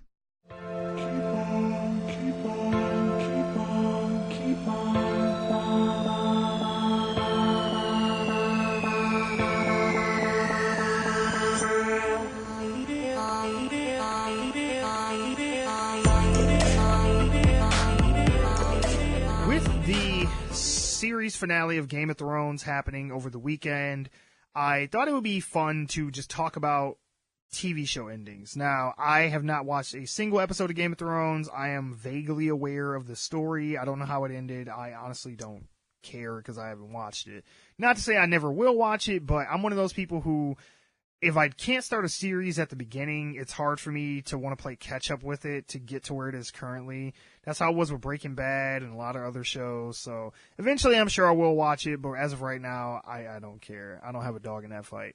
But I did want to just talk about, because I know there's a lot of people who are just like legit pissed the fuck off about Game of Thrones right now. And I wanted to just talk about some other shows that started off with good promise, but then crashed and burned in their series finale. So I'm getting this list from Geek.com. One of the first ones on here is Lost. Now, I never got into Lost. I watched a couple episodes here and there, but I don't know. It was something about it that I just didn't ever care for. Like, I don't like the whole mystery box thing where it's like, oh, they're planting these clues and then you piece it together and figure out what's going to happen. Because I've been burned by shows and movies so much that do that, to where I'm like, man, especially when something goes on for so long, it's like you set up so many different breadcrumbs that you're not going to pay all this shit off by the end. I mean, and I'm sure you have experience with that too. It's like, there comes a point to where it's like, there is no way you're going to end this satisfactorily enough to pay off everything you've established up until this point. So I guess with Lost, and spoilers for some shows that have been off the air for a while, some much longer than others, but apparently with Lost, they had already set up a bunch of things with the Others, the Dharma Initiative, the Guy Inside the Hatch, the Frozen Wheel, and a whole bunch of other stuff. And by the end of the show, when it wrapped up in 2010, at least the fans were looking for a climax that would pay all this stuff off. And by the end of it, you find out that everything came to a conclusion with all the cast members meeting each other in a church that's in limbo, and everybody's grinning and hugging each other, and they all walk into the light. And then you apparently find out that when the plane crashed, they were basically just dead, and the whole series just happened in the limbo state of existence between them dying and actually moving on to the next life, I guess. And so Lost was literally purgatory. Pretty much. Exactly. That is basically what it ended up being. And even though fans had speculated that for years, the writers and showrunners kept going like, no, that's totally not what it is. It's totally not what it is. It's not what it is until it was. And then it's like, well, yeah. But see, and that's the thing. When you're making something, when you're a writer or a showrunner or anything like that, when you have an ongoing anything, and people start to theorize and guess at where it's going, when someone guesses right or a group of people guess right, you kind of have to just deny it. Because it's like, well, what are you going to do? Change the whole trajectory of what you were planning on doing with the show because people guessed it ahead of you, getting to that point? So it's like you just have to be in denial until you do it. And then it's like, well, fuck. Like, well, we knew that. Like, we said that that's what you were doing. And you were like, nuh-uh. No, it ain't. But another one we got here, and this one, I actually watched from beginning to end, and I stayed to it to its bloody fucking end. Dexter. Dexter was like one of the best goddamn things on TV at the time when it first came out. Like that show, if you've never seen Dexter, it follows he was a blood splatter analyst who was also moonlighting as a serial killer who would kill people who were like other criminals and stuff like that. So he was like an anti-hero pretty much, like a Punisher almost to a degree, but he enjoyed killing people, but he tried to focus his killing just on quote unquote bad people or people he deemed to be bad. And he had his own set of morals and different things like that about he had to prove that somebody had done something before he could kill him. He just couldn't go off of assumptions, and there's all kind of, you know, intrigue and characters, you know, trying to keep him from finding out, and him trying to satiate his urges to kill and become just a normal person in society and all kind of other shit. It was so good. And then by the very end, the whole thing escalated towards Dexter burying his sister and committing suicide by like going into his boat and going and riding off into a hurricane that was coming. And you find out by the end, he faked it. And the whole thing ends with Dexter in a lumber yard in like Oregon or some such shit. And it just ends on a note of him sending his son off to another country like Europe or something like that with the girl that he was with at that point in the series. And yeah. And the whole thing just was a big fucking disappointment. Like, it was so good until it wasn't, and it hurt my heart when I watched it. Like, did you ever watch Dexter? I did not. Good. You're better for not, because by the end, it ruined pretty much everything they had established before that point. He does so much stuff out of character, and there's so many things that happen where it's just like, who is this person? Kind of like when we talked about Batwoman. It's like, they changed it so much by the end where it's like, I don't know who this is anymore. Like, this is not Dexter. So yeah, Dexter was a big disappointment. One of the other ones we got on the list here, Chuck. Did you watch Chuck? I did not watch Chuck. I have. Nice. Well, Chuck was a spy comedy about like a computer. Basically, he was like a Geek Squad member at Best Buy or some shit who ends up getting like this whole like CIA type network worth of information uploaded into his brain, and so he becomes a spy out of necessity, and it's this whole thing. Well, when the fifth season came around and they were getting ready to end the show, it ended on like a 2-part episode where the villainous spy group had kidnapped the other main protagonist, Sarah, which I think her name was, and erased her memory, which basically erased all the relationship and character building that they had did between her and Chuck over those 5 seasons. And after everything, you know, was all settled and done and the dust settled, Chuck goes and meets Sarah at the beach, and then he sits down and proceeds to tell her the whole series through like flashbacks and trying to remind her of their relationship and what they had went through together and everything else. And then he kisses her, and the show fades to black, and you don't get no resolution to it. So you don't know if they rekindle anything, if she fucking slaps him after that, if her memory comes back, nothing. So they basically built up all this stuff with these characters and then just went, okay, well, we'll leave it up to you to imagine what happened after that. And it's like, fuck off, man. Like, don't. It's kind of like, did you ever see Inception? How that ends, where it's like, he successfully completes his mission. You don't know whether or not he's still in somebody's right. You don't know if it's still in a the dream because he spins the top to try and see if it falls, and then he sees his kids, and then he kind of gets to the realization that even if this isn't real, he doesn't care. And then you just watch the top spin, but you never see if it falls or not. And it's like, why do that? Just tell me what the fuck happened. Like, don't. I get nothing as an audience member by going, well, was it a dream? Was it not a dream? It's like, that's what fan theories are for. You can theorize, like, oh, well, maybe it was a dream and it just was designed to make it seem like yada yada happened, whatever. They switched his fucking spinny top thing, so it would seem like it fell, but it wasn't really, you know, reality. You can theorize about that on your own. I want a conclusion, goddammit. Like, I don't want to not know what's going to happen. Which another show did this, Buffy, the Buffy spinoff, I should say, Angel.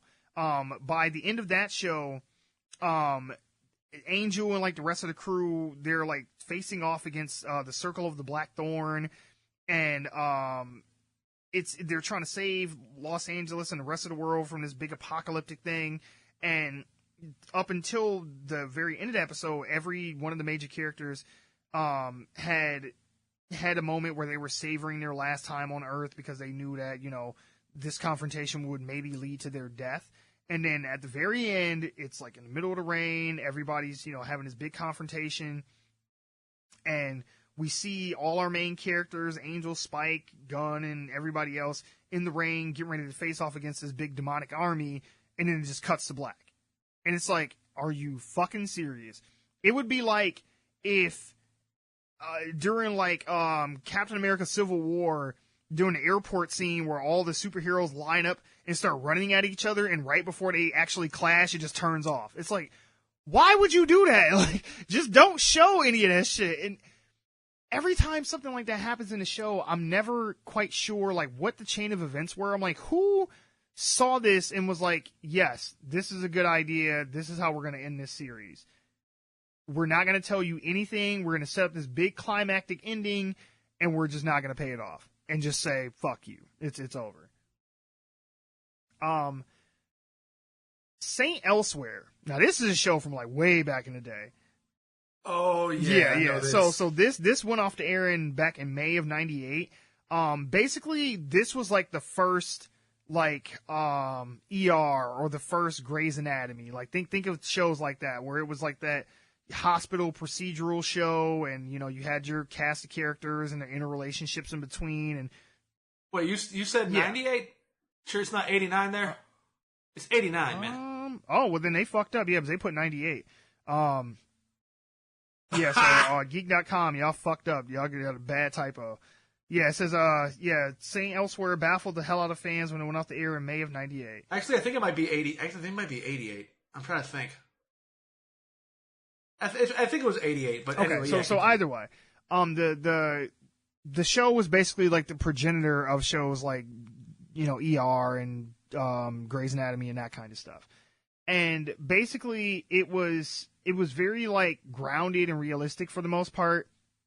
And so when the final episode came around, it was revealed that the entire show that had been going on for 6 seasons was all a daydream in the head of an autistic child. And none of it was fucking real. Like, I think the kid had a snow globe of the hospital inside it, and they were just daydreaming the whole fucking thing. And it was like, where the fuck did that come from? Like, I get wanting to make a twist ending, I guess, but it's like, why? There was nothing in that show that even hinted at the fact that this was not real or in the head of a child or anything like that. It was like, what was the purpose of ending it that way? Like, that shit like that bothers me. Because, again, I don't get who this is serving. You know the audience isn't going to react well to it, so is it just like you saying, hey, it's my show, I can do whatever the fuck I want, so I want to end it like this, so I'm gonna. I guess. Maybe. They do have a few more on the list, but I'm going to jump down to the end here, because this one is the one that, actually, we talked about this off mic at work a few weeks ago, I believe, or not even maybe that long, maybe a week or so ago. Quantum Leap. Quantum Leap, yes. Oh, yeah. So, for those that don't know, Quantum Leap, you know, is a show back from like the 80s and 90s. Dr. Sam Beckett created this machine, and he would jump into I guess, basically, he would jump into other bodies. Yeah, his consciousness would go into other people's bodies, I guess. I mean, I don't think he was physically in them, but whatever the fuck. And he would live out these moments in time in these people's lives, and he would have to try and make sure that whatever events happened during that time played out the way they were supposed to, or he was righting the wrongs of the past, or something to the effect of that. I was never quite sure what he was trying to achieve in that show. I just liked it. But that being said, the producers knew that, that the show might be ending at the end of its 5th season, and they wrote a story where Sam leaps into his own hometown at the moment of his birth, and he sees himself in the mirror for the first time in the show's history. Then you learn that Sam actually can stop leaping whenever he wants, but he created the Project Quantum Leap to set the world right. And then he leaps one more time to save Al's marriage, and then we get a title card at the very end of the show that says Dr. Sam Beckett never returned home. And that's it. And it's like, okay. So we get a resolution for like the supporting characters and a happy ending for them, but we're just left to assume that Dr. Beckett just kept leaping for the rest of the time until he dies, I guess. Yeah, the whole idea was that this was an experiment to see if he could time travel, because if he couldn't prove it or at least have a proof of concept, he would lose funding. Right. And then he time traveled, which at first jumped him into somebody else's body. And the whole point was, the whole idea was he was wrong. trying to jump. He thought that he had to do. He was the trying things, to get back yeah, home. but he had every to time fix he it, would to get back home. He had to come up to a better conclusion for history Mm-hmm. to end up leaping to another body. And he didn't know what body he would leap into, what time he would leap into. He had no idea if it would ever end. Right. But by the end of he actually does go back to his real body, but he decides... They retconned the fucking first episode. Really?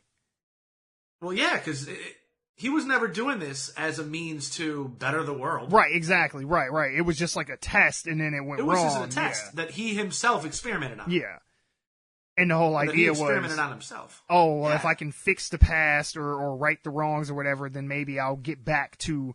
Because the whole point was he was just playing a numbers game. He's like, eventually I will get back to me, so I just got to keep doing this until I bounce around back to my right time and then just stay there.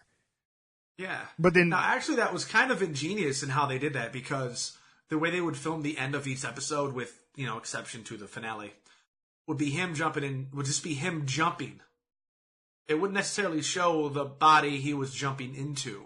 In doing that, they were allowed to, when they air these again in syndication or reruns, they could air them in any order they wanted to. Exactly. Because you never knew where he would end up. Exactly. Well, sometimes, because sometimes at the end of the episode, they would kind of have a lead into the next episode, and they would show him. Or they would have a two-parter. Yeah, and he had the line of "oh boy," and then Pretty sure they had two-parters. Oh yeah, no, they did. It's because there was some. It wasn't even a decade ago that I was watching this show on Ion TV or something. Yeah, because there was direct lead-ins from other episodes to the next. But you're right. For the most part, they could play it in any order they wanted to, and it wouldn't change anything because each episode was just kind of a standalone thing, and it didn't necessarily tie back into. I mean, they sometimes had overarching stories for a season, but for the most part, you could kind of just bounce back and forth and it wouldn't change anything.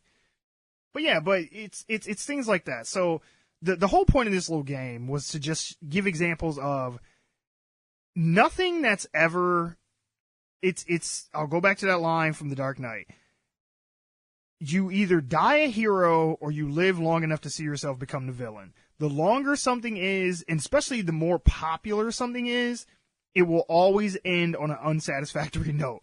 I swear. That's why I'm like, anytime I watch a show. At some point, you're going to peak. Yeah. Anytime I watch a show, I'm like, I jump out at what I think is the peak best season. I'm like, hey, because I always think to myself when I'm watching something, like an ongoing series. I always think to myself, if I was to leave right now and never watch another episode again, would I be happy with what I've seen so far? If I can say yes to that, then I usually kind of just taper off and I'm good. That's what happened with me in Arrow and The Flash and everything else, because after a while, I'll go back and check into some of these other shows and I'm like, yep, no, I'm glad I stopped watching when I did because this is just shit now. So for you Game of Thrones fans, I'm sorry if you weren't satisfied with the way it ended. I mean, from what I understand, George R.R. Martin said that he told the showrunners basically what his concept was for how it was going to end. He didn't necessarily give them specific details because he's still in the process of writing it, but he knows how this is going to play out by the end and who is going to win the quote Game of Thrones. and how it's, going to go down per se. And they did take some artistic liberties and change some stuff along the way, sure. But for the most part, this is probably what was going to happen in the book, too. So if you're mad at the show, be more so mad at the creator of the book, because this is basically what he wanted. Maybe there might be some character deaths that happen sooner than later, or maybe the circumstances around it might be different, but whatever happened by the end of this is pretty much, from what I understand, what it was always going to be. So, yeah, just live with that fact and knowing that, everything falls eventually. Like, no matter how good something is, the longer it's around, the worse off it becomes, and by the end, it's never going to be satisfying for everyone. Now, some people were happy with it, from what I understand, but there was a good chunk that weren't, and it's just the sad truth of, long-form content is what it is. I'm sure by the time we end this podcast, it'll be a shallow husk of what it once was, and everybody will be like, well, that was a disappointing, ending to that. Like, so yeah. Well, that would mean we have to be good first. That is an excellent point, sir. Speaking of good endings, though, if you want to see an actual series finale that is probably as good as it's ever going to get, watch Newhart. Newhart, what's that? Newhart is a show starring Bob Newhart, the comedian who I believe recently may have passed away. I don't remember. Okay. Basically, he was a book writer, and him and his wife end up going to New Hampshire, or not New Hampshire, up to Vermont, where he just ends up spending his money to buy an inn, and they restore the inn, and the whole show is about, like, people who come and go in the inn, and his workers and some townspeople. Fucking hilarious.